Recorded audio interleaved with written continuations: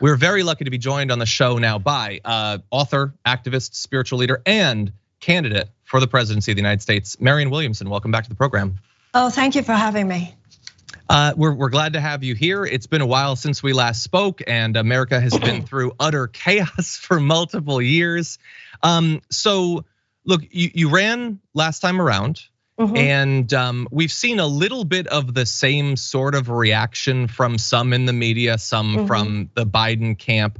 Does that bother you, or do you consider that to be sort of irrelevant to the candidacy that you're running on this time around? Part of preparing yourself to run for president is preparing yourself emotionally, developing the kind of thick skin that you need. And also from having been in the belly of that beast before, I've learned some things. And one of the things I know is that the voters on the ground, the voters in New Hampshire, the voters in South Carolina, the voters wherever are listening with a different ear. They're not part of that conversation and the sort of the bitchiness. They want to know, how can I get health care? How can I send my kids to college? How can I have a higher minimum wage? How can I have a livable wage? How can I get childcare? That's what they're listening to. And I think that Americans are at a point, last time in 2020, there was such a, oh my God, how do we just get rid of Trump? How do we just get rid of Trump? Among a lot of people that I was speaking to, who now realize that it was a bigger problem than we thought. It wasn't like we could just excise the tumor. It's more like a cancer of hatred that has metastasized. And I find people open to a deeper conversation about what really is wrong in this country and what it will really take to make it right. Those are the people I'm speaking to, and the issue is reaching them. And where I find them are not necessarily on Twitter so much, not necessarily in that sort of scuttlebutt, but on the ground when you're talking to voters who have much bigger things on their mind than the DNC games and all of that back and forth. People, that's what this campaign is about. And you just keep your eyes on the light of the fire.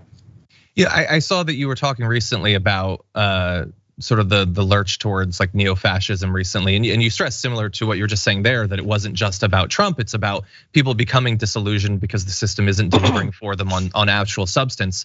So obviously one of the big changes from the last time you ran is Trump was occupying the White House. Now we've had a few years of a Democrat.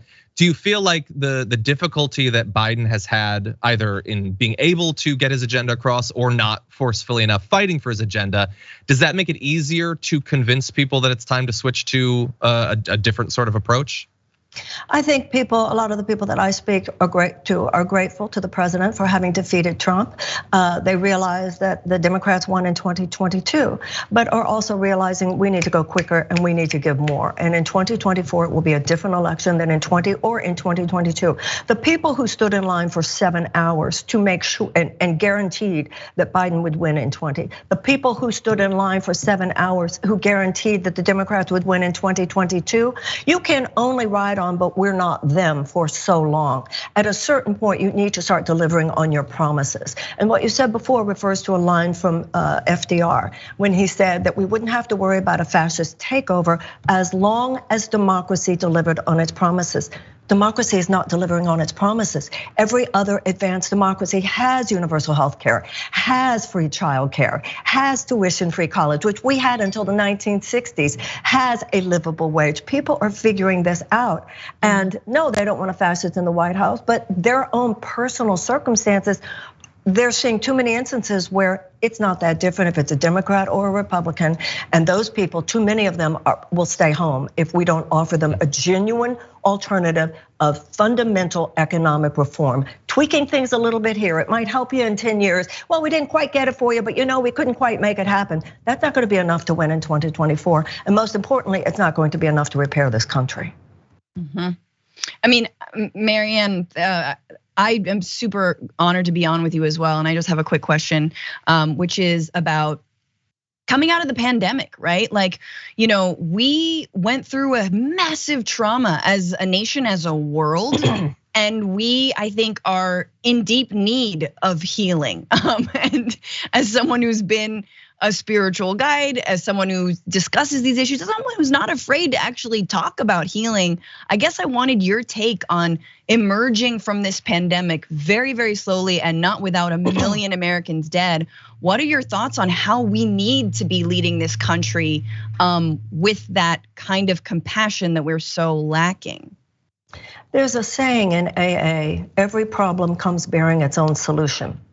So as horrifying as the COVID epidemic has been, it took people into a different place. Heartbreak does that to you. Trauma does that to you.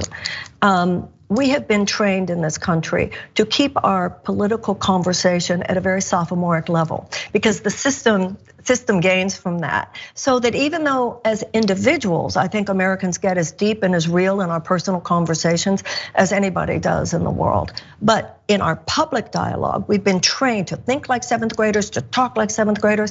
And when you go through something as deep and painful as the COVID epidemic, you're incapable of not being real.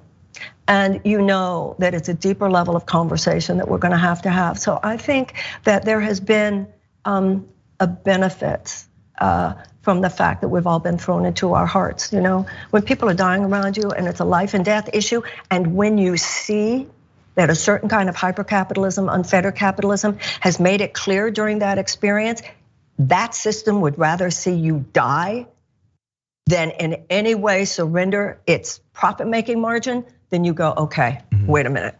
And I think people have seen some things and are ready for the conversation that I and many of us, I think, are trying to have.